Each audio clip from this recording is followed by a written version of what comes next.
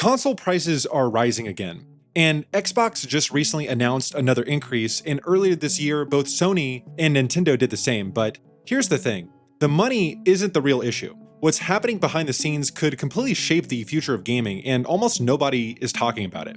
And I haven't really seen much analysis on this, and so today I'm breaking down 4 critical impacts of rising console prices and why this matters to every gamer. But before we get into those 4 key impacts, let me ask you something.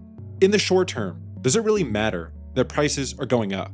Because I think that a lot of people that are really into video games already own a console. Or if you're kind of a little bit more negative on video games, maybe you're a PC gamer, you don't really feel this need to go and get the new consoles.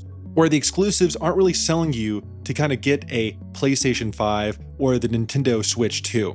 And I think that things get a little bit more interesting when you zoom in on each of these companies. So let's look at Nintendo first. I think they're in the strongest position. They have this really strong lineup of first-party titles, think like Zelda, Mario, Pokemon, and that kind of helps to drive console sales. And I know that the Switch 2, you have Mario Kart World, you have the new Donkey Kong game. It's not the greatest position right now. There's not necessarily this huge rush to go and pick a Switch 2 up, but you could easily see a situation where a Mario game gets released, a Zelda game gets released, and that incentivizes people to go pick up the console because that's the only way to play some of these games. And so despite the increased prices, I think that they're in the strongest position. And I actually have a whole video on Nintendo, which you can check out over here. But let's move on to the next company, PlayStation, because they're in a tougher spot.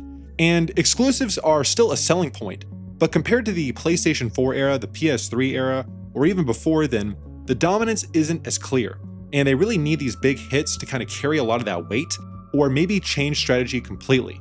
And then you have Xbox, and they're in the weakest position, in my opinion. And exclusivity is almost non-existent, the Game Pass strategy is uncertain, and even with studio acquisitions, the direction just really feels unclear. And these increased prices really don't help when you already have this lack of a strong identity in this kind of weird situation. And so then I think that ultimately when people look at this issue of console prices rising, really, I think that they all kind of boil down to 3 things. It's really the companies passing costs on to consumers, whether it's from logistics or supply chains or things like that.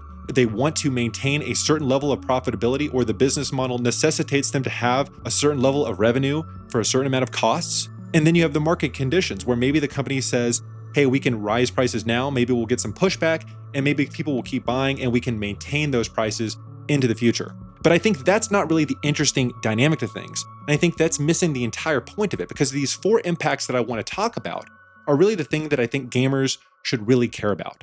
And I think the first impact is that these higher console prices put pressure on new video games. And here's the problem. If consoles become more expensive, fewer people buy them. And fewer console sales mean that there are fewer potential buyers for new video games. When you have these new video games, they want to have the most opportunity to sell their video games. So the more people that own a console or the next generation of console, the easier it is to sell these new games, especially these first-party titles. And also, it means more possible microtransaction and DLC revenue as well. And so that puts more pressure on these new companies because less people own these next generation of consoles. And so that puts these developers in more of a weird situation. They might take fewer risks. They might greenlight fewer experimental projects, or they lean harder into sequels, remakes. And so rising console prices can really limit creativity and the variety of games that are made in the future. And then we have the second impact, which is the elephant in the room, Grand Theft Auto 6. And this is one of the most anticipated games in history, but here's the catch. It's launching without a PC version, and that means that the sales are entirely dependent on consoles. And so if fewer people own PlayStation 5s or the new Xbox, that directly affects Grand Theft Auto 6's potential. So you have a couple of possibilities. So the first is that Rockstar might delay the release to wait until more consoles are in gamers' hands. They could also hope that tariffs and economic pressures ease up, making the console more affordable again, or they just launch anyways and they get weaker sales and maybe less microtransaction revenue from Grand Theft Auto Online. And you might be asking, well, who cares about Grand Theft Auto 6? Maybe you're not interested in Grand Theft Auto 6. But the thing is, this ripples across the entire industry because GTA 6 is a system seller. And people buy consoles just to play Grand Theft Auto. And it doesn't just affect Rockstar, it affects PlayStation, it affects Xbox, and it affects newer games that are being developed. Because I think there's a lot of people that want to play Grand Theft Auto 6 that are PC gamers, and so they might be convinced to go buy a new console. maybe someone that's on the fence about buying a new console, that's the thing that will convince them to buy the new console. Or maybe you have someone that hasn't played video games in a long time, and Grand Theft Auto is such a cultural phenomenon that they'll go and get back into video games or buy a new console to play the new Grand Theft Auto. So if you have higher console prices, you might convince less people to go and play Grand Theft Auto.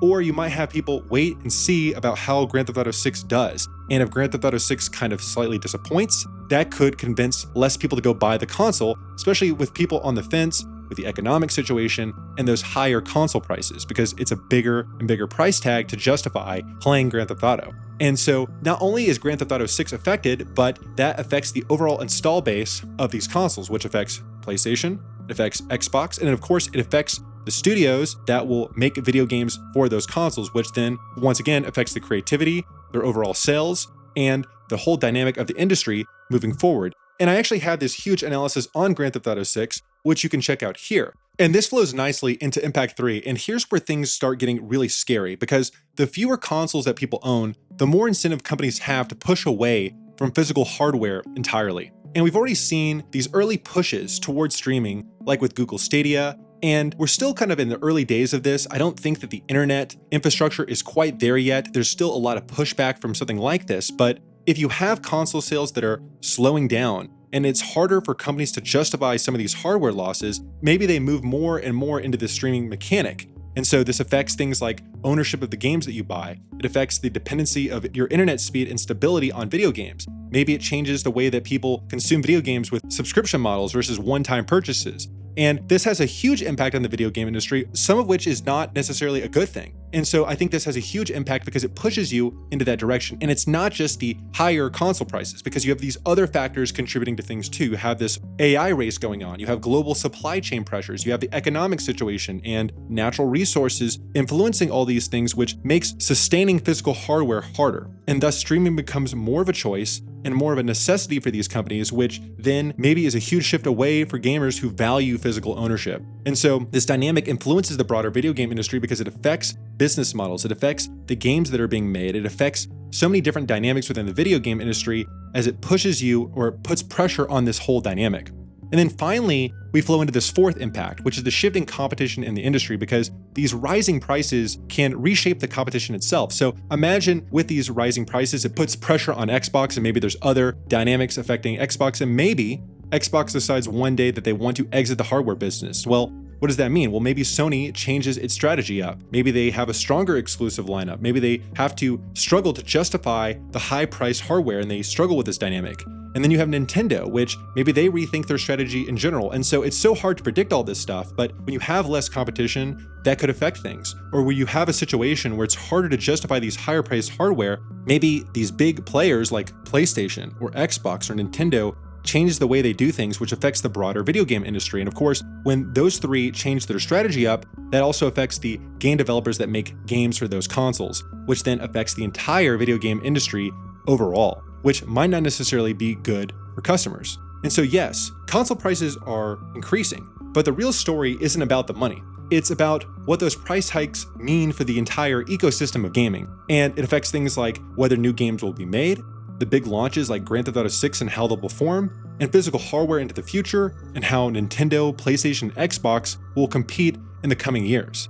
And that's why this matters to every gamer. And while we don't know exactly how this will play out yet, I think that one thing's for sure, the effect of these price hikes are going to go beyond just the consoles themselves.